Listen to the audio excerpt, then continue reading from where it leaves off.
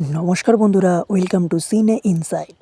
ভোলে বাবা পার করেগা ধারাবাহিকের আজকের পর্বে দেখবেন ঝিল ব্যাগপত্র নিয়ে স্টেশনের দিকে গেলে সাক্ষ্য তাকে দেখতে পায় আর চিৎকার করে বলে ওঠে, ঝিল দাঁড়াও। ঝিল ভাবে এটা হয়তো তার মনের ভুল, কিন্তু সাক্ষ্য ঝিলের কাছে যায় আর কাছে গিয়ে বলে, ফিরে চলো ঝিল। ঝিল বলে, আপনি এখানে কেন? ও, আপনার বিয়ের সব কাজকর্ম আমাকে দিয়ে করানোর জন্য আমাকে ফিরিয়ে নিয়ে যেতে এসেছেন? সাক্ষ্য বলে, তুমি আমাকে ভুল বুঝছো। আর তুমি কেন আমায় বলেছিলে যে তোমার নাকি বয়ফ্রেন্ড আছে?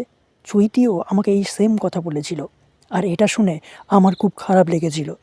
ঝিল বলে, আজ আপনার বিয়ে, তাই আপনি দয়া করে এখান থেকে চলে যান।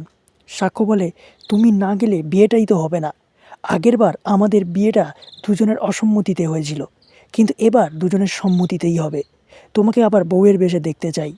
এই বলে সাক্ষ্য ঝিলকে নিয়ে গাড়িতে বসে, আর সাক্ষ্য ঝিলের গাওয়া রবীন্দ্রসঙ্গীতটা তার গাড়িতে চালায়।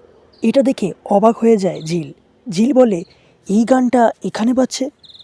সাক্ষ্য বলে, এটা আমার খুব পছন্দের, তাই আমার মিউজিক সিস্টেমে সবসময় সেট করা থাকে।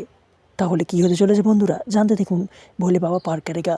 ভালো লাগলে আমাদের চ্যানেলটিকে সাবস্ক্রাইব করে পাশে থাকবেন। ধন্যবাদ।